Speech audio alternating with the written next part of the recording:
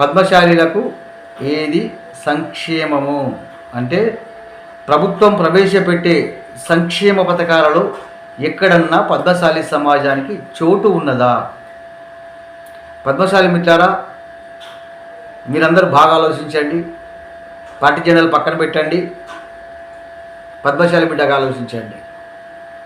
మరి ఎందుకు ఈ పద్మశాలి సమాజంపై రాజకీయాలకు కావచ్చు, ప్రభుత్వానికి కావచ్చు ఇంత వివక్ష?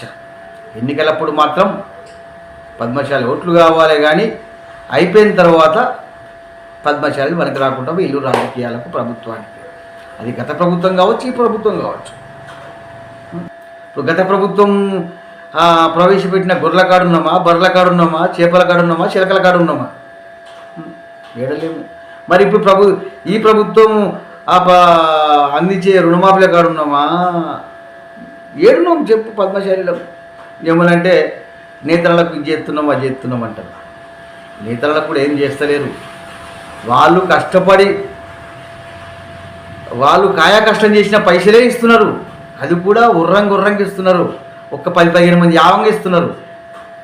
నేత కార్మికులకు, చేనేత కార్మికులకు అది ఆ ప్రభుత్వం కావచ్చు, ఈ ప్రభుత్వం కావచ్చు, ఏ తోడేమి ఇస్తలేదు ఉచితంగా. వాళ్ళు పడ్డ కష్టమే. మేము చేసిన కష్టం మాకు ఏంటంటే మొత్తుకొంగో 10-20 మంది చచ్చిపోతే ఇస్తున్నారు. పద్మశాలి సమాజం బలం చాలా శక్తివంతమైంది. ఓటు బ్యాంకు కూడా శక్తివంతమైంది.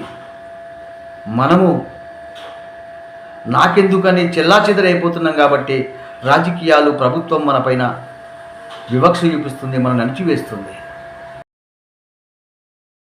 20 నియోజకవర్గాలు శాసించవచ్చు మనం తలుచుకుంటే. రాష్ట్ర ముఖ్యమంత్రి ఎవరు ఉండాలో మనము శాసించే శక్తి మనకున్నది. కానీ మన బలం మనకు తెలియకుండా మనతో ఏం కాదని చెప్పి నిశ్శబ్ద ఉంటున్నాం కాబట్టి ఇలా బానిసత్వంలోకి వెళ్ళిపోయినాం.